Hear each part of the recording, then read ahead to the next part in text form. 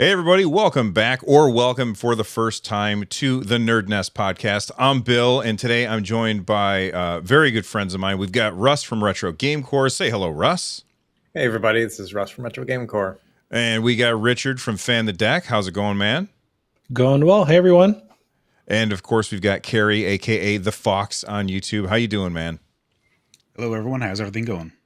Everything is going great. So if you are here for the first time, this is a gaming podcast where we talk about, we'll start off with the games that we've been playing. There's a good, I want to say a variety. There's a good variety of games that are in the show notes today that we're going to be talking about. After that, we're going to talk about the news. And if you looked at the thumbnail over on the YouTube channel, then I'm sure that you have an idea about what it is that we're going to be talking about today. And let's get started with the games that we've been playing. I wasn't going to actually check this game out. I installed it, but then I didn't end up launching it until I saw that Carrie added this to the show notes, and that's Ghostwire Tokyo, which I've been playing. I think is part of the PS Plus thing, and so I loaded it up. But Carrie, I'm curious, what are your thoughts on Ghostwire Tokyo? I've put it off for a long time until I saw that you were going to talk about it, so I figured I might as well be able to jump in. I'm probably going to be super harsh on it. I hate it a lot. So I'm playing it on Xbox. I have it on the Xbox Series X, and I guess it defaults to the quality 30 FPS mode, but it feels like absolute awful trash. Like, I mean, moving it around just feels like you're moving a boat around. And it's truly terrible. So I started loading it up on PC just to maybe I need to play this with keyboard and mouse before I just want to throw my controller out the window or something. It just feels truly terrible. And then I'm going through it and the first hour is very, very linear corridor based. And even when you're outside, they put this kryptonite fog all around you. So if you go into it, you start getting hurt. And I'm like, they have kryptonite fog. This is awful. How could they do this? So you're just going down a very linear path. And I realize I'm only an hour in and that opens up, but I even heard that it's still empty afterwards. And it just, I'm probably saying this from the worst way possible, but it almost feels like an asset flip from a big Japanese game company. It has a very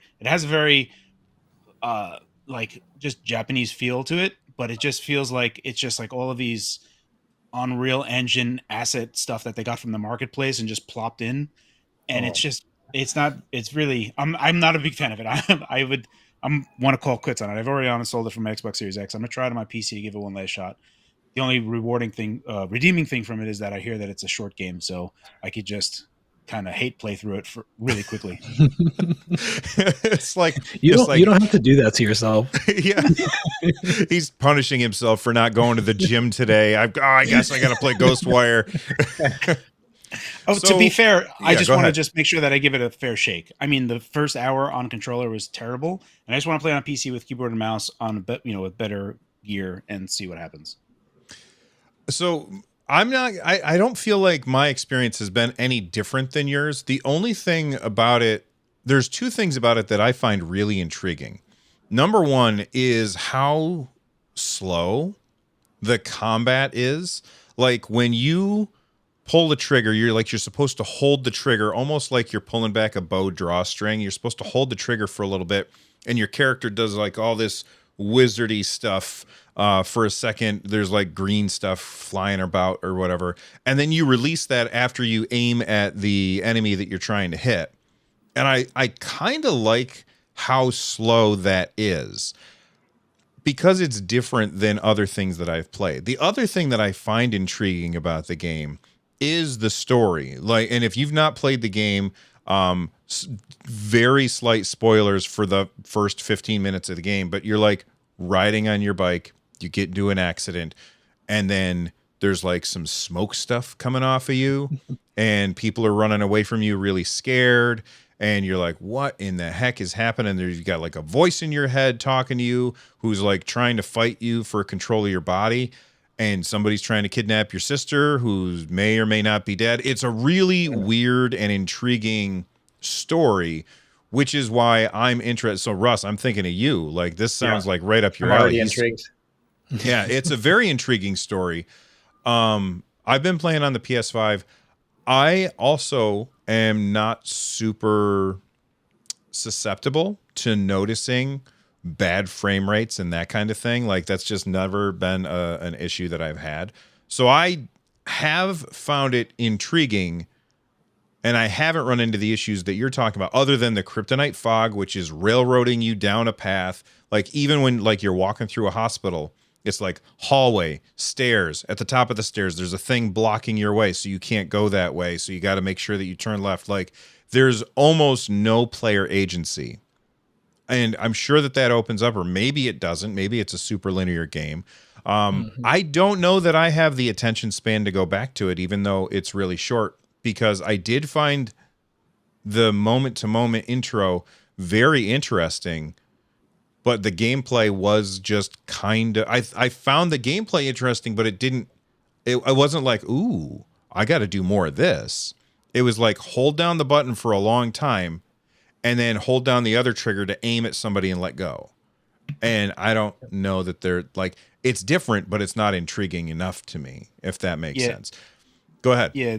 The only other thing that I want to mention here is that early on, because you're going through this whole tutorial section in the first chapter, is that it introduces stealth gameplay mechanics, much like The Last of Us does, where you're trying to like just tiptoe around people and get behind them and then do the action to like, kill them.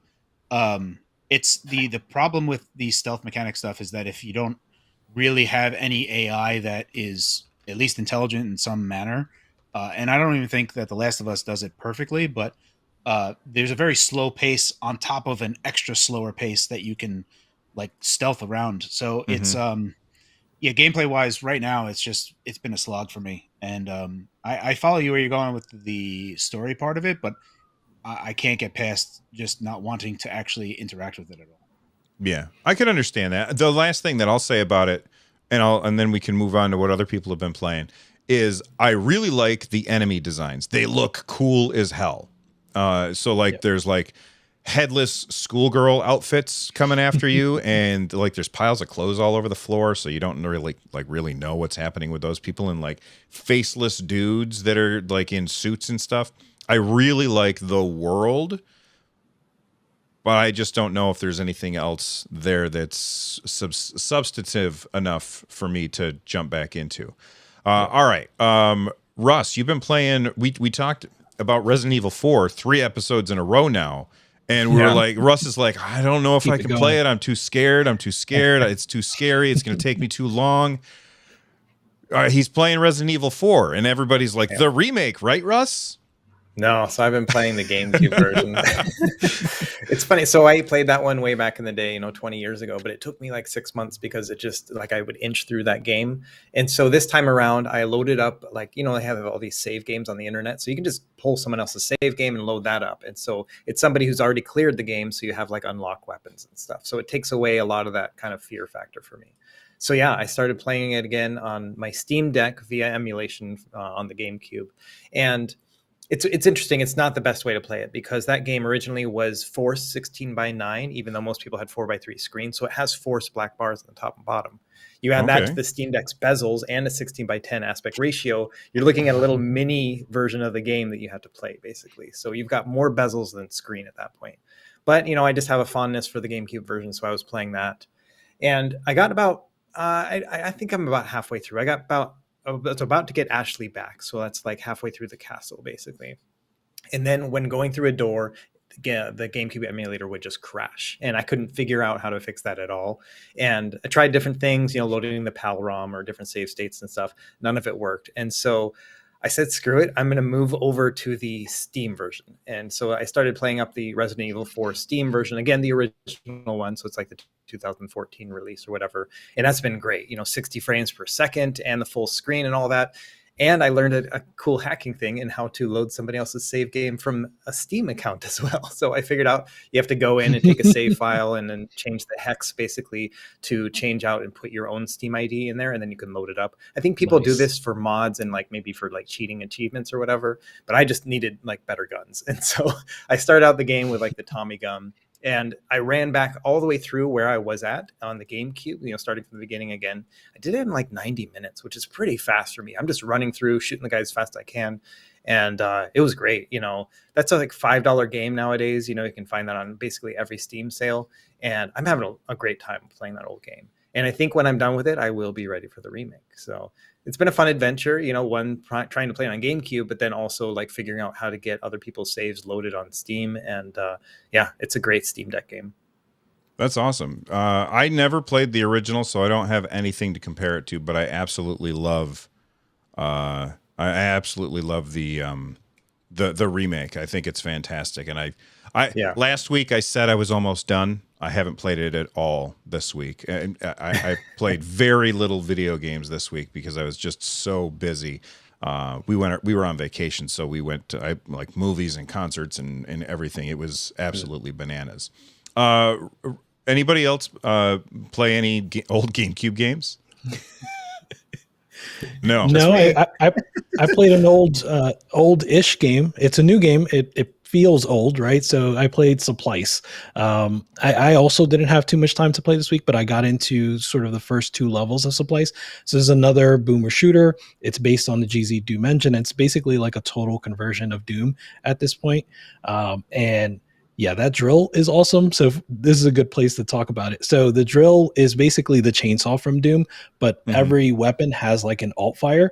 And so the drill has a shockwave alt fire. So it just sends out like one big bubble. And so it's kind of good for crowd control. So even if you start the level with just the drill, you can still kind of get around, right? And get yourself to some new weapons, which everything has an alt fire. So there's a little bit blasphemy, right? The assault rifle has like a aim down sights alt fire, which you wouldn't expect for a Doom game, but it works out well. It's not something that like you're going to use a lot. It's kind of balanced well because it's not good for crowd control, right? Because you're going to be zoomed in, and that means you're not going to be able to see in your periphery. So enemies that are coming close, you're not going to be able to get them.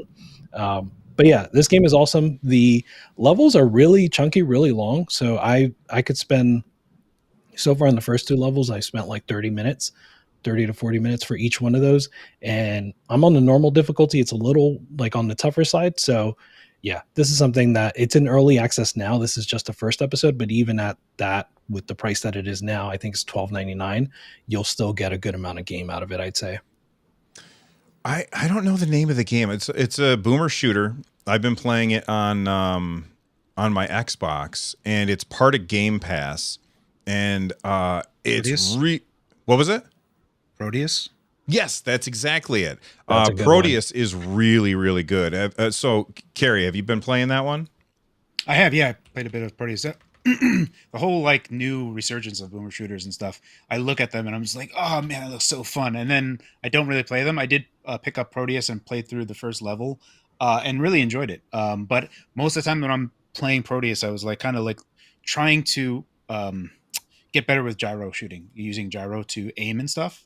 So that's what I was using Proteus like as like a demo test bed for, and just kind of like tweaking stuff on Steam Deck, but then also on other handhelds, trying to force myself to using gyro, because everyone that you see people that are just like epically good with gyro controls, and you're like, I know I can wrap my head around how this is so much better, but it's just like I need to like just there's some part of my brain that just when I'm moving around, it's almost like rubbing my belly and tapping the top of my head at the same time. I'm like trying to use the analog stick, and I was like, why isn't my brain working? So that's generally how I played Proteus, was with gyro, and I figured out a way that I liked it. But yeah, super big fan of the resurgence of boomer shooters, and the only one that I saw from Supplice that I saw from the trailer got dual wielding in one part of it. Yeah, that looked pretty sweet. Yeah, it's awesome. Very cool. One thing I will say about Proteus is I really like the ability for you to decide if you want to have it sprite based or 3D based. You can go into the settings and you could say, I want the enemies to be sprites like the OG Doom, or you can have have them be like actual in 3D. I think it's really, really good. Carrie, go ahead. I was just going to say, a lot of people have called Proteus like the Doom 3 we never got, right? So if you like Doom 1, Doom 2, and just want to see what Doom would be like if it was kind of made in that same vein, but years later, Proteus is definitely one to look at. This was a late addition to the show notes, but Carrie, you said like this game just came out today. It's Minecraft Legends. It's definitely a game that I'm interested in trying out, and it's been getting pretty good good feedback. Right now. You said you played it. What'd you think of it so far? So I played through the first 2 chapters. So the tutorial goes through super quick, and it's like really basic, which I was really happy with. And that they just like, even though they force you through a tutorial, it's really, really rapid with how they do it. And then the second level really is just like an extended tutorial where they kind of like highlight some stuff, but they give you more free action. It is very RTS like. The only thing that I wish that they included at the current moment that I would really love, and one thing that I don't know, maybe it's just how my brain works, but when I see a progress bar, like like in Command and Conquer and stuff, when you're destroying a base and you can see its health just like slowly going down, there's something that I find oddly satisfying about getting closer and closer and like just getting troops to come in and kill a base. They don't have that in Minecraft Legends. Instead, you just visually see it like cracking more, much like how Minecraft works. Like when you're hitting something, like hitting a block, you can see it like cracking, but it takes so long to do it. So you're like, all right, well, I see it change a little bit. Is that the first stage? Like, oh no, that looks like it's a little bit more cracked. Oh no, it's a little bit more cracked, but it takes like a minute and a half to like destroy a building.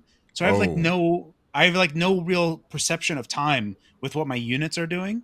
But there's a versus mode, and there's a part of me that I want to go through the campaign first and just play through it. But there is a very Minecraft RTS like part of it, and like setting up different, like you start in the beginning, you don't have everything, so you can just set up archer towers and stuff. To right now, I'm only facing against piglins. I don't know what a piglin is, but it's an enemy in this game, and they just like spawn randomly, and I don't know. It's a lot of fun, and it's an interesting take on RTS because you yourself are basically the mouse cursor. So normally in like an RTS, you'd be just like mousing around and doing stuff and getting units and stuff.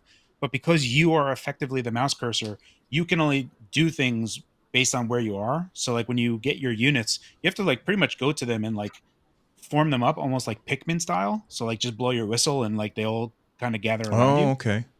And then you can they'll follow you, but then you can kind of direct them relatively far off, and then they can kind of go in that direction, and we'll have auto actions based on what it is. So I'm really digging it. I like it a lot. I can see where some parts, if the things just had like a health meter, that would be like a big help for me. Like that would be just something that I would immensely appreciate. But yeah, I'm enjoying it. I'm looking forward to like playing with buddies through the campaign and also trying out versus mode, and just see how that works out. But yeah, I'm pretty intrigued so far. I think the reviews are fine. Like a lot of the reviews that came out last week or a few days ago, it was like mid, right? Like it was like I didn't 70s. See that. Yeah, it's like everyone that I saw, every review, I didn't see anything bad and I didn't see anything great. All I saw was like 70s and 80s, which is fine. But like, when people are like, oh, this is, there's a lot of pressure on Microsoft to have like these really knockout releases because they've been dry for so long. So when people see these things, it's just like the response to this is that if you take a look at the response on like Twitter and like Discord and forums and stuff, most of the stuff that I've been seeing is like they were disappointed. There's a lot of disappointment. But playing through the game, I think that the review scores are fine. But I'm having a lot of fun with it, so I'm actually enjoying it. This is a topic I think I'd really like for us to tackle in a future episode when we've had more time to really think about it. But whether or not numbered review scores are a benefit or a detriment to the industry as a whole. I've talked about it a bunch of times, but maybe in a future episode. But Carrie, I did miss. Did you say that you're playing it on controller or on mouse? Right now I'm playing on mouse and keyboard. Though okay. Using the mouse, it very much feels like it's controller based. Like okay. I have to like really like pick up and move the mouse a bunch to like look around. That's not good. Yeah, it feels very much like a controller first game, even though I was playing on keyboard and mouse, and it's mostly fine. But I think I'll probably pivot over to controller just because I feel like that's where it's at home. Well, I'm at home on controller, so I'll be happy to try it out on controller. I don't really like mouse and keyboard these days. But those are the games that we have been playing this week. If you're watching this after the fact, or if you're here in the live chat, let us know what games you guys have been playing this week, because we're always on the lookout for new and awesome games. But let's move on to the news. And I think the biggest news this week, well, actually, I think there's a big competition for the biggest news this week. We had two things on, I can't remember what day it was. What day did the Breath of the Wild what date is that? Is that Thursday? Tears of the Kingdom? I don't remember. I know it was a few days ago. Okay. That's right. Yeah. I think it was on Thursday. But it wasn't just Breath of the Wild. It was Breath of the Wild in the morning. And then in the afternoon, it was Final Fantasy XVI. Now, I personally know which one I'm more hyped for. And I think most of us here, just based on looking at what people said in the show notes, that most people are probably with me on this. But what's the Japanese publication? Famitsu. Famitsu? Yeah, Famitsu did like a poll, and apparently Final Fantasy XVI is more hotly anticipated, according to Famitsu, than Tears of the Kingdom. So I don't know what the bigger news is this week, but I'm going to start us off with The Legend of Zelda Tears of the Kingdom, the sequel to my favorite game of all time. I cannot wait to play this. We talked about the gameplay demo that Eiji Aonuma showed off recently, but then Nintendo dropped their final trailer for the game. It's about 4 minutes long, and it shows off a lot of stuff. So I just want to get the panel's opinions on what did you guys think of. I have two questions. What did you think of this trailer? And secondly, do you feel like this is a better trailer than the final Breath of the Wild trailer? So those are the questions I'm asking. Rich, let's start with you, man. What did you think of this trailer? So dungeons are back, right? It's confirmed now, right? I don't know if it's confirmed. No, I know. It's the hot topic, right? Like I can't tell if they're back or not. It seems like it's back, so I'm excited. At the very least, it seems like we have some intricate indoor internal kind of topology. So I'm excited about that. And it's more than just like being indoor. There's an environment to it, right? Like the lava, the mine cart thing where you're across the lava and stuff like that. That looks awesome. So I'm excited about it. I mean, tough bar to clear, right? With the final Breath of the Wild trailer, I would say yes. I'm going to say this is better, but it's a tough bar to clear, I would say. So Russ, what did you think of this? You were not a huge fan of the original Breath of the Wild. You played it with cheats on so that your weapons wouldn't break. Are you hyped for this, or are you just like, whatever? I could just emulate the Switch version of or the Cemu version of Breath of the Wild, and my weapons won't break. I'm fine with that. What do you think? So I was a little torn. I think that I probably had a different experience than you guys watching the trailer. For me, it was more like, oh, who's that? How did they get there? Like, why is that happening? You know what I mean? Those are the things I'm thinking, as opposed to, oh, look what you can do. Like those aren't the mechanics that I'm like most interested in. And so, just from a settings and storyline kind of thing, it was interesting to me. I'll definitely play through it. I enjoyed Breath of the Wild in my own way. You know what I mean? I just don't think I played it the way it was intended to be played. And so maybe this is the time that I can really sit down and kind of go through Tears of the Kingdom. So we'll see. What about you, Carrie? To answer both those questions, first off, I think it's a little bit unfair. And one of the things that's like totally unfair is that Zelda has so much history to it, right? That there's so much that a lot of people pull from, that even in this trailer, they do it really, really well. Like they wait until like, I don't know, halfway in or 2/3 in before they start bringing in the Zelda theme music. And then it's just like, man, that hit real hard. Like, so I think it's just with all the music and all the different cues that you have, seeing Ganon as he is in this, I appreciate a bit more, because that's kind of I maybe more of like a traditionalist when it comes to Zelda stuff. So I kind of want the cast that always returns, instead of having like, Ganon be whatever he was, like being infected with that dark blight stuff. Calamity. Calamity Ganon.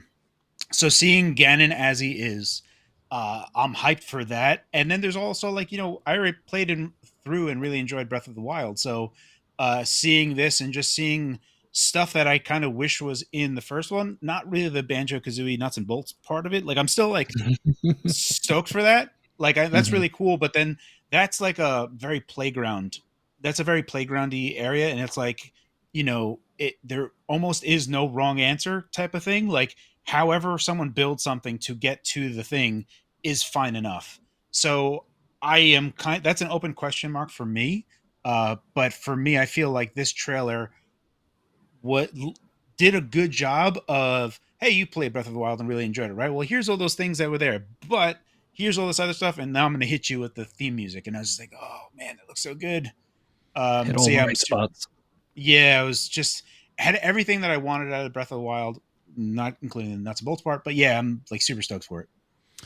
So for me, I'm going to answer the second question first. I don't know if there's any way that it could ever be as good as that final trailer of Breath of the Wild. I have sat down and watched that final trailer of Breath of the Wild so many times, and it hits with so much emotion every single time that went like the first time that we had voice acting in a Zelda game where you were like, holy cow, is that the king? Is that the Deku Tree? Who the hell is talking to us there? And then he's like, you're ready to find out what happened 100 years ago. Hold on a sec. 100 years ago? What is happening here? It's such a crazy trailer, and it was gorgeous, and it was paired with the launch of the Nintendo Switch, and everybody was watching it at the same time because it was part of that final presentation, and they said it was one more thing.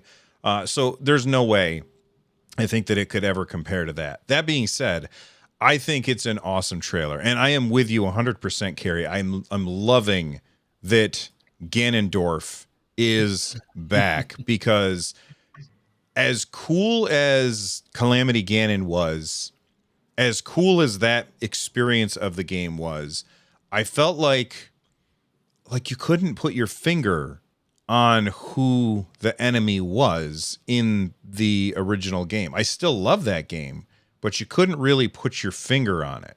And I found that to be really, really strange. Now, you know, Russ, you said a second ago, you know, you're more interested in who is like that lady who looks kind of like Zelda at the end there, like, and then they switch to the Zelda with the short hair. They've got the one with the darker skin and the longer hair, and she's got like more tattoos on her face, and you're like, who the heck is that? Why is there like this boat flying through the air that looks almost like a spirit ship?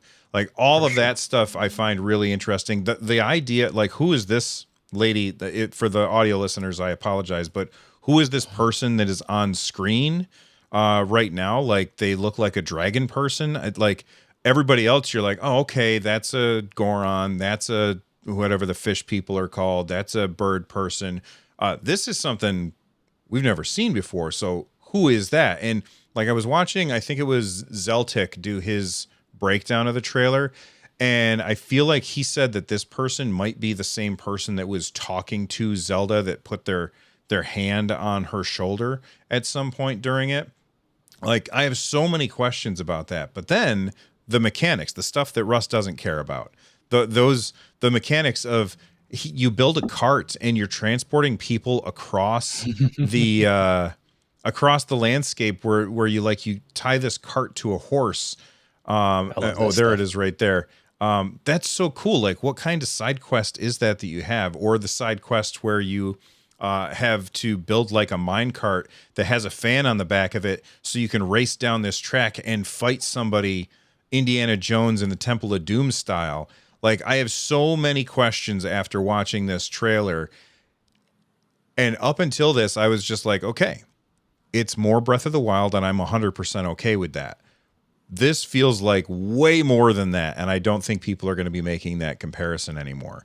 I also really like that they're showing like Link fighting with dudes who have like buckets on their heads and stuff. That's crazy to me. One final thought I have too is, you know, this is the same Hyrule, right? So the stuff that you're talking about is the way that Nintendo is bringing about like the discovery aspect all over again, right? So even though it's the same area, they're still coming up with new ways for you to feel like you're discovering new things, and I love that. But speaking of it being the same Hyrule, did you guys see that on Twitter someone triangulated Zelda's location? Because at the end of the trailer it says Zelda says, "Link, come find me," and they looked at the background of where Zelda is, and they triangulated where she is on the map of Hyrule. Oh my gosh, that's awesome! That's pretty amazing. Yeah, it's this frame right here. For the audio listeners, again, I apologize, but you can see like certain things in the background, and then they brought out the map and they were like, circle this, this is where Zelda is. I just think that's awesome. Here's my next question. Like every Zelda, with very few exceptions, every Zelda has been, okay, we finished that last one. It's a different Link, it's a different Zelda. Let's move on and, check that stuff out. Here's my question. Do you guys think that moving forward, that the Zelda games will continue to be sequels to this franchise? Like, will the third Zelda, the third new Zelda game, will that be a sequel to this? Or do they go back to that formula where they just say, okay, these are new characters now, moving on, nothing that happened before really matters? Are they going to wash their hands of that timeline? Russ, I'm going to let you start us off. So, I hope that they try different things. That's one of my favorite things about the Zelda series, is that it's like a new, like Wind Waker was so innovative to me at the time, and I would have hated to have just like, another Ocarina of Time kind of game. And so because of that, I hope they innovate and try new things and stuff. Sure, they can always go back to it or whatever. I have another like idea or thought that I was having when watching the trailer too, is like, are they messing with the timeline? Like, is this the prequel, to like, is this what happens like 100 years ago kind of thing? You know what I mean? Like, that's the thing I was kind of wondering about, is like, where is all this in the timeline? So I think there is room to do some neat things because they introduced, the element of time in Breath of the Wild. And so, there's some wiggle room to work with and stuff. But I think from an artistic standpoint, I would rather they innovate, try new things and just completely new approaches. What do you think, Carrie? So, I mean, just from the general question, I think it's almost maybe that they really just enjoyed the end. So I have multiple things here. Like, for me, I feel like like tinfoil hat on that the original DLCs were never actually completed on Breath of the Wild. And the only reason I say that is that it's impossible if you play it legit. You cannot get a full stamina wheel or full hearts at the same time. Even if you get the DLC, you're going to have either a full missing stamina bar or you're missing a few different hearts, which kills me from an OCD perspective. But there was just like a feeling there that there was supposed to be something a little bit more. Also, like the choo-choo jellies, I was like, how could you not have this as a crafting thing? It just like feels like it's supposed to be a crafting thing, and that's in there now. But that always felt to me like it was going to be something that was going to get added. I'm glad that they went to a bigger place with this. So it just feels like, I mean, internally look at the metrics, like Breath of the Wild, when you took a look at like the sales data, when Switch first came out, it had like 108% attach rate or something, which means that people bought more and there was less Switches and people bought more games than Switches existed, which is outrageous. Like, what game has an attach rate more than 100%? And Breath of the Wild does. So when you take a look at the DLC sales, I don't know if they've released them, but I think that when they compare those two, is that how many people bought the DLC and they were like, you know what, let's scrap this because no one's buying the first wave. If we're going to go 3 waves deep, even less people are. Let's just use the engine, what we've already been doing, and pivot off of what we already have. So that's just a tinfoil hat theory of mine, that this is the only reason why we have Tears of the Kingdom as it is. So from that point of view, I don't think that there will be the same engine being used again, and instead they'll pivot off and do something new like they always do. Okay. Russ, any thoughts on that? I think you mean Rich. I already talked. Oh, I'm sorry. Yes, I did mean Rich. Thank you. Our names. Yeah, so I think I agree. I want them to move on. But what I do like about this is getting a Zelda game a little bit sooner, right? So thinking back to Ocarina of Time and Majora's Mask right after that. relatively speaking, right? In Zelda time, I like Yeah. being able to reuse assets and things like that. So no, I don't hope they reuse assets from Tears of the Kingdom in the next Zelda game, but I hope it's like a TikTok kind of situation where they're releasing a brand new game and then the one that follows comes a little sooner, maybe some reused assets, maybe the same Hyrule.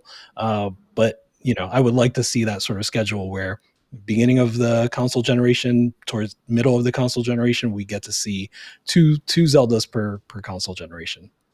Yeah, I don't think that it makes sense for them to reuse assets, doing that over and over. I think that would be a bad idea. But I would like to see, moving forward, to get to see a continuation of a story and then have side Zeldas to do weird stuff with. But that being said, I can't complain about what we've had with the Zelda franchise all along. I think it's just been fantastic. Somebody in chat is asking, what do we think of the graphics and art style?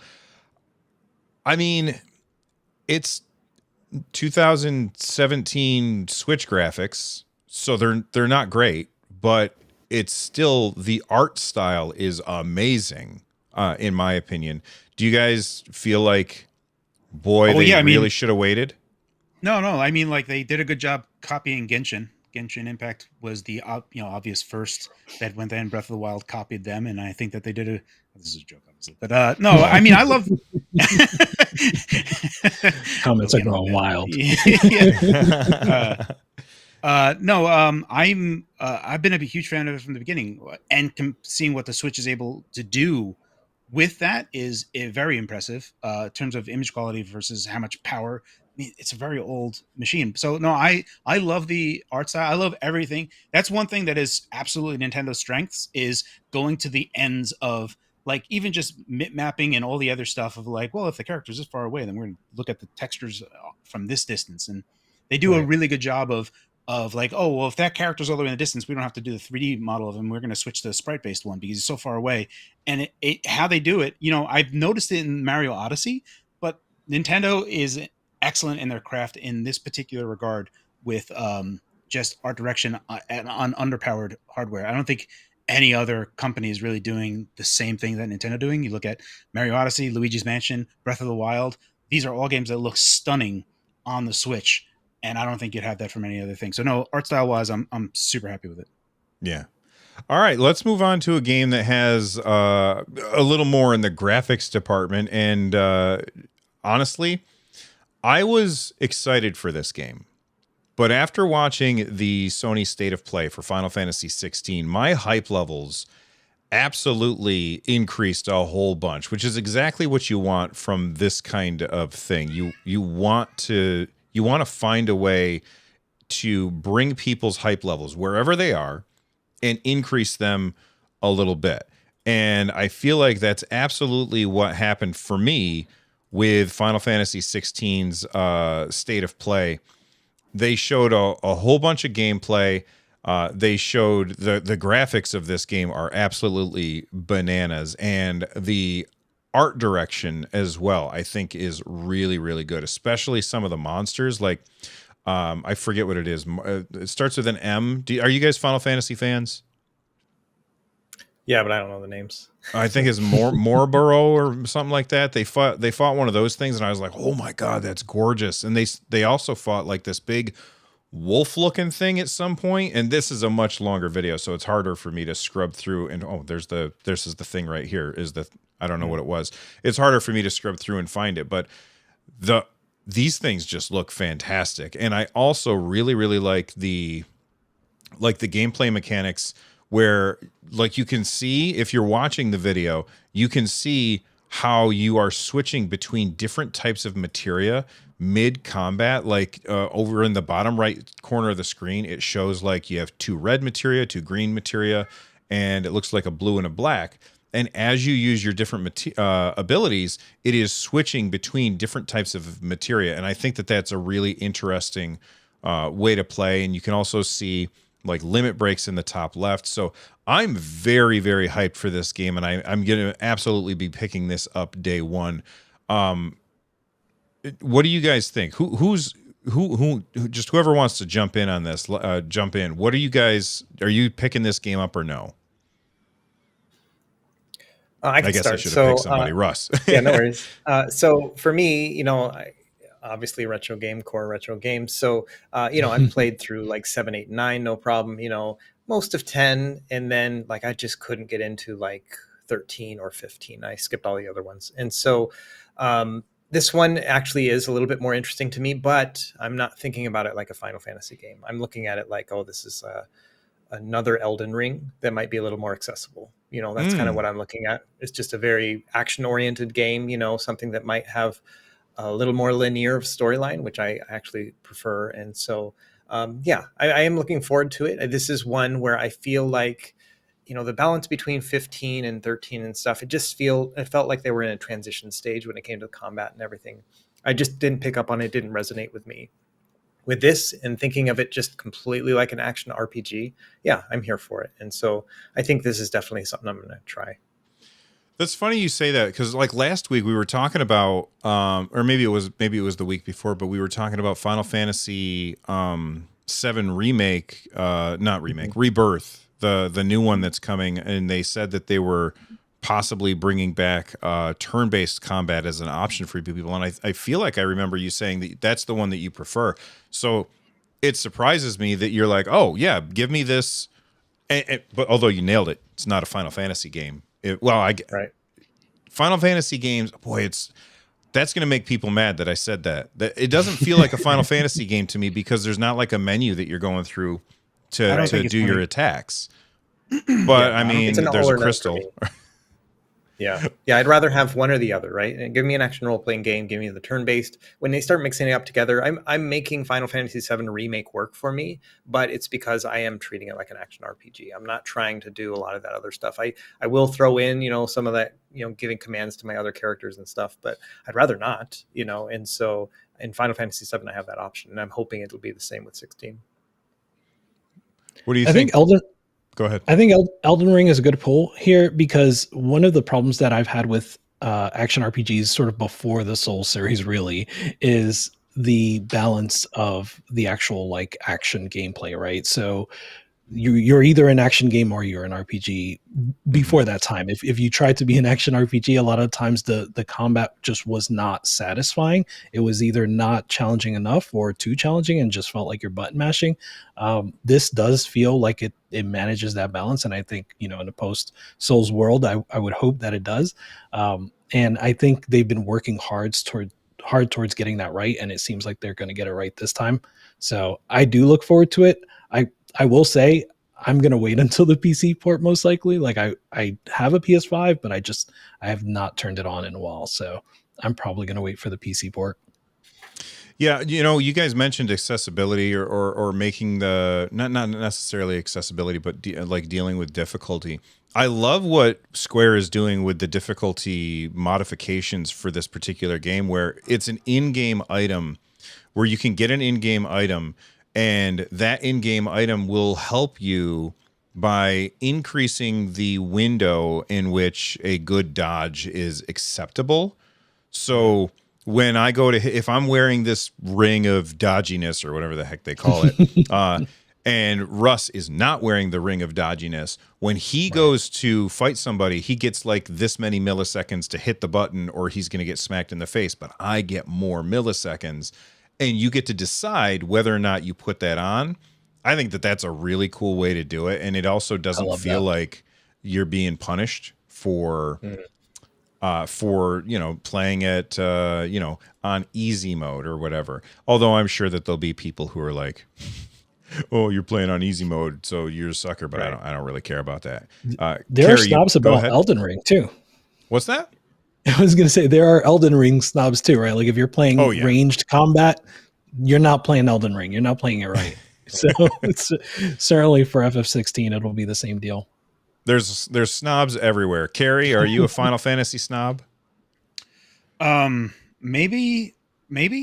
The last Final Fantasy that I enjoyed was Final Fantasy VI, and I loved Final. So, very briefly, my first JRPG that I played was Chrono Trigger, and I loved Chrono Trigger. And then the next RPG I ever played was Final Fantasy VI. And then I was like, oh man, JRPGs are just like the best games ever. And it just turned out that I just played the dream team of JRPGs. So I set my bar so sky high that I didn't realize, but then I got Earthbound afterwards. And I loved Earthbound, and I was like, oh, this is still cool, but different. And I really enjoyed, like, I played Earthbound back in the 90s. Like, I love that game. But then when Final Fantasy VII came out, I played for maybe like 30 hours or 40 hours. And I remember I was just going through my materia and stuff, and I'm like going through it, and I'm like, what the hell am I doing? Like, I was just in the mini map, like, the map area where I was like, what? And I just like lost everything. And I was just like, I'm not feeling this game. I Final Fantasy VI, like even the beginning of Final Fantasy VI, the beginning of Final Fantasy VII also is really, really good. Like when that whole intro starts, both of those games, they really nailed their intros.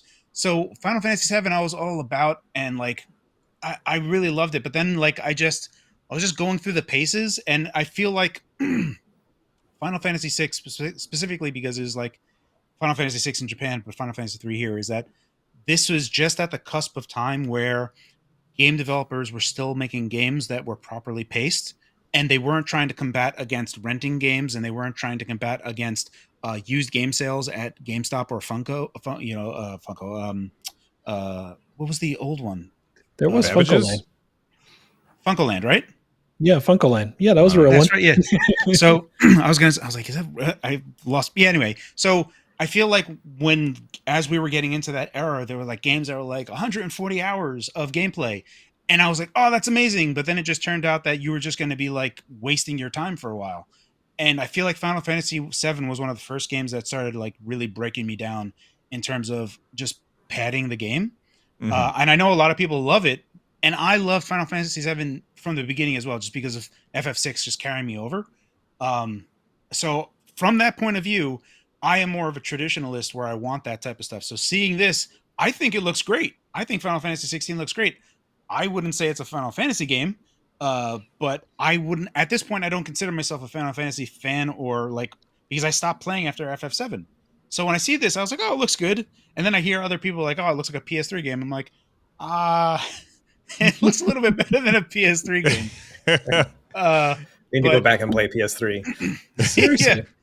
Yeah. So yeah, there's I feel like when I see those comments and juxtapose like how I feel about it, like kind of out of that whole world, I feel like it's a really tricky thing where they're trying to make it accessible to a bigger audience, and they're kind of losing their original audience. And for me, like, I loved Octopath Traveler. Octopath Traveler 2 was even better. And that is very like HD JRPG. Like, I like that so much more. And I was like, I enjoyed that more. So I don't know how I'm going to feel about Final Fantasy 16, but like Rich, I am going to wait for the PC port, and probably even longer, because it's probably going to come to Epic Game Store first, and I'll just wait for it to come out on Steam. So I'll just continue waiting. There's so many games out that if you decide not to play something, I don't feel like you're really missing out these days. Like, there are so many games on every different platform that there's no way that we can ever get to all of them. So I never feel bad about missing out on a really cool game. I just say, all right, well, whatever. I'll just play this other thing and I'm fine. But, the question is for all of you, do you think that Final Fantasy 16 feels like a Final Fantasy game, and are you going to be picking it up, or are you going to be waiting for the Steam version? Let us know in the comment section down below. All right. This is a whole bunch of controversy for our next topic. A lot of people have been talking about this a lot, and that is Redfall. There was this announcement made by the team that's making the game, and the announcement reads this: Redfall is launching on Xbox consoles with quality mode only. If you're playing on the Xbox Series X, that is 4K 30 frames per second. If you're playing on the Xbox Series S, 1440p 30 frames per second. 60 frames per second performance mode will be added via a game update at a later date. Now, there was a lot of people who were like super upset about this, and I can understand why. In my opinion, and this is just me, and then the panel can obviously jump in, I don't care that it's 4K 30, and I don't care that it's 1440p 30. But the fact that they're going to say we're going to update the performance mode to a later date, where they're running at, we'll say 1440p 60 on the Xbox Series X, or maybe 1080 60 on the Xbox Series S. Like, why even release it at this point? And I listen, you guys have heard me say a million times, I am not a snob when it comes to frame rates. They really don't affect me as long as as long as it is, that's a hard sentence to say, a stable frame rate where I'm not having huge jumps and dips. Then it's generally a good experience. So with Redfall launching without an option to have 60 frames per second, do you guys think that they should just delay the game, or are people just being too caught up in making sure that this number is higher than that number? Russ, you want to start us off with that?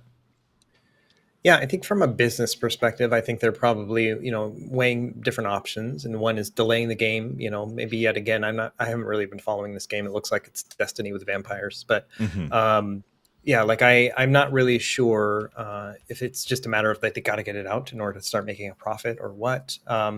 I honestly, I really liked the days back in the old Xbox 360 days where they would be a new update and all of a sudden your games looked better. Like they were like, oh yeah, now we can play games in 720p, 1080p, and they kept improving the Xbox experience as it went along. I liked that, and also makes me think of No Man's Sky, where it was a game where initially it wasn't great, but then at some point people were like, yeah, now it's good.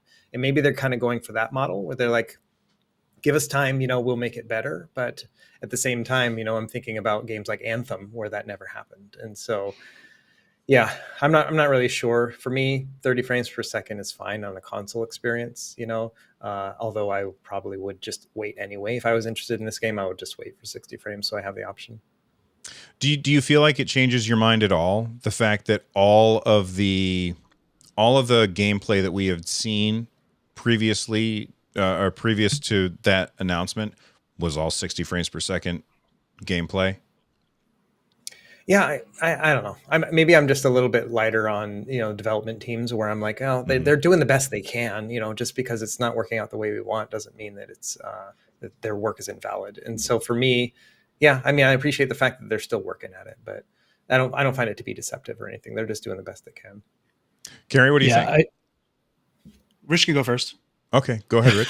Sorry, I hold sort of two opposing positions on this. So the firstly, I agree with Russ in terms of like understanding where developers are coming from, and just before anything else, no one should be harassing developers. I don't know if that happened in this case, but that just has been a constant in the last few years. Right. So just want to bring that up. So the two opposing positions are sort of my console oriented position and my PC oriented position. And so from a console perspective, I'm also thinking about this from the putting myself in the shoes of a developer. So imagine that, yeah, I use the 60 FPS footage. It was running well. We were on sort of plan. Not that it was running well, but we were on plan for what we were planning on do. And then at some point, for some reason, because they've had to have tested this before, right? So at some point, for some reason, 30 FPS seems to be working. 60 FPS is not. Either it's stuttering or we're not reaching, it's too much variance. For some reason, it's not working. Is that delay the game for a console? I'm not sure that's a reason to delay a game. On the other hand, for a PC, what you're expecting is your experience to scale well. You're expecting that I can play this on a laptop and I can play this at, maybe 900p resolution at 30 FPS, but also I can play this at 4K at 60, depending on what sort of setup I have. So that calculus on whether or not to delay a game is a little bit different when you're expecting that your experience should scale across different hardware versus a console, I think, where it's 30 FPS, it works, it just doesn't seem to work at 60 FPS for some reason. We're going to figure it out. It's just we may not figure it out by day zero. Yeah, you definitely bring up a good point. The fact that this is a game that's coming out on console, and I think it's coming out on console and PC. I was interested in the console version myself because of Game Pass. But honestly, like that makes sense, like delaying the PC version of the game because the console version of the game can't hit its the good frame rates or whatever. That's a really good point. I still think like the idea that they're saying the 60 FPS performance mode will be added later, then I don't know. I would just if I were making the decisions, I would say delay it until later so that people will like, because otherwise people are going to complain about this, and we don't want people to complain about stuff if for no other reason. What do you think about this, Carrie? So I'm from the mindset that I am being empathetic to Microsoft's position, and we touched base on this previously as well with them being in the state they are. As you know, we're talking about the different games that they're releasing and the optics of that. So even when we talk about Minecraft Legends review scores, they're fine, but for everyone's point of view is like, this is Minecraft. Microsoft owns this. This should be fantastic. If it's not fantastic, this is an exclusive that's not good, and they're dry and everything's bad. So if they were to delay this when Starfield's already been delayed and other things have been delayed, and That's a good point. Last year they said all of these games we're going to be showing are coming out within the next 12 months, and Starfield already got delayed, and that does not apply to that statement anymore. There's only so many black eyes that they can take when they're already in third place. So I feel empathy from them from that point of view. The other problem is, like, let's be real, it's coming out the day before Tears of the Kingdom, so who cares anyway? I mean, I mean, seriously, like, people are like, oh, it's 30 FPS, and they're like, what? Tears of the Kingdom, 30 FPS? Yeah, it runs great, doesn't it? Like, no one's going to be. How many people are really going to be talking about it? So this game is almost, unfortunately, sandwiched between the new Star Wars game and Tears of the Kingdom. Right. So where does this fit in this space? And it's hard for Microsoft because where do they put that? Because Starfield's also September, and you have all these other things that their timeline. So where do they put this? And does it really matter? Because just because it's 30 FPS doesn't mean that it necessarily feels bad. Now, Ghostwire Tokyo feels bad at 30 FPS, but that has nothing to do with it being 30 FPS. That just has to do with it just being junk on controls. Like, it's awful. And that's not a fault of it being 30 FPS. So, like, there's just the distinction there. Like, Breath of the Wild is 30 FPS, and I don't remember anyone talking about how bad controls were, because they're fine. They work great. So I don't see that as being. It's just that you have to develop the game in the mindset that if it's going to be there, it has to be accessible controller-wise to feel good, or even keyboard and mouse. And hopefully they did all their playtesting to make that feel well inside of that scope. So those are my feelings. Like, it's in a bad spot, sandwiched between two big games, one being just probably the game of the year. So where does that really put it in the news cycle for everyone talking about it? Are people actually going to be talking about it when it's 30 FPS? I don't think so. I think it's going to be news for maybe a day, maybe 30 minutes, and then people are going to forget about it. The other part of the thing is, how many of us are really interested in Redfall? Like, I mean, I mean, it's interesting. I have it on Game Pass, so I have the thing of like, oh, I'll try this out because I know it's going to be there, but I have no real gut feeling like I got to play this day one. I don't have that feel to play Redfall day one, especially because it's multiplayer-ness, and like getting my buddies to be amped up about it as well, so that we can actually play it. So like, I'm trying to think of it from like, man, if this was like Left 4 Dead, oh yeah, I'd be amped for it, but I have no idea. I don't know what it plays like, and it's like going to be exploratory for me. So this is kind of in a situation where it is what it is. I personally wouldn't have delayed it either. Just put it out there because there is no right answer. And that's just basically where I'm at with it. Yeah. You bring up a really good point about the fact that I don't think I would buy that. I'm interested in the game. I'm very excited for it, but it's because I don't have to pay for it. I already paid for it with my subscription. And so like, if I didn't get this through Game Pass, I do not think that I would take a chance and pay money for it. But I'm still excited for it. And so I hadn't really thought about that. Like, there's going to be a lot of people who would have passed on this game, but they don't have to pass on it because it's just part of their subscription. And so they're going to play it, and 30 frames per second might be okay, or it might not. I know a lot of people are like, it has to be 60 frames per second or it's an unplayable mess. And that's a ridiculous thing to say, because for the most part, shooters have not been 60 frames per second on console. That's like more of a new thing. But anyway, that leaves it up to you, to all of you. What do you guys think about this? Are you interested in Redfall? at 30 frames per second, or are you only interested in it at 60 frames per second, or are you not interested in it at all? Because I forgot that it comes out the day before Tears of the Kingdom. What a terrible, terrible move. That has to be delayed right there just for that, because otherwise, well, nobody's paying for it anyway. It's all part of the subscription. Let us know what you guys think in the comments down below. All right. Well, we've been going for almost an hour now, and when I've sent the show notes and the thumbnail, Carrie said to our little Discord meeting, he said, "I like your optimism, Bill. We're not getting through all this stuff." And we did not. So there's stuff that we're going to have to maybe talk about next week. But hey, if you guys have ideas for things that you want us to talk about, make sure that you let us know in the comment section of the show. If you are enjoying the show, make sure that you share it with people and tell people, hey, this is a new podcast that I think you guys might enjoy. And I want to say thank you to everybody for coming on the show and hanging out with me. Richard, real quick, tell us about your latest video. Yeah, so my latest video is called "It's Time to Admit What the Steam Deck Really Is." It's I also call it my worst take ever. So That's the best thumbnail ever. Thank you. Yeah, it's Gabe as Mr. Monopoly. So I talk about I do a lot of theory crafting as to like how I think Valve can get to a place where I think they currently have a monopoly on PC gaming, like, point blank. And I think that they can extend that monopoly. I think there are pros and cons with that, and there are some drawbacks. So that's just something I sort of talk about and get through. And yeah, so you can check that out on my channel. All right. Carrie, what about you, man? What's your latest video? So I was planning on doing something else, but I might have to make something really quick for tomorrow, which is what we know so far on part 2 of the GPT-Win Mini.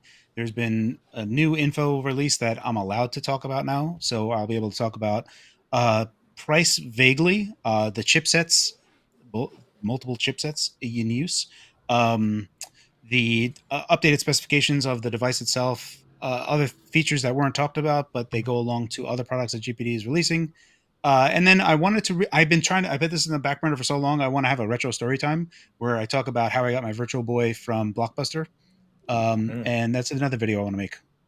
Oh, that sounds really interesting. I love that stuff. I got a Virtual Boy. You guys can see it right there almost. Russ, what's your latest video?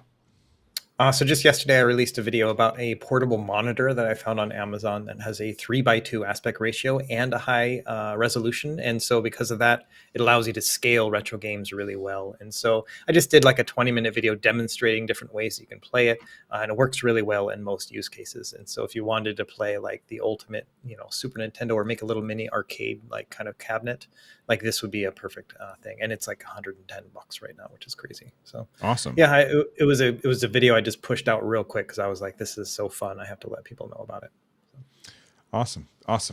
So my latest video was about Proton 8, but I think almost everybody who's watching this video has already seen that one. So I'm going to tell people about another video that I posted last week. It was about these glasses. These are the Nreal Air glasses, and I used them with my Steam Deck in order to emulate a link to the no, not a link to the past. What's a link between worlds? Thank you. A link between worlds in 3D, because these allow you through a firmware update to do actual 3D, some side-by-side 3D. So it's like you have a giant 3DS in front of you just floating in the air, and it's really, really cool. So that's the latest video that I posted, but make sure that you subscribe to all of these guys if you haven't already, because their stuff is fantastic. Justin Miller says in chat, love Fan the Deck channel. You have good taste.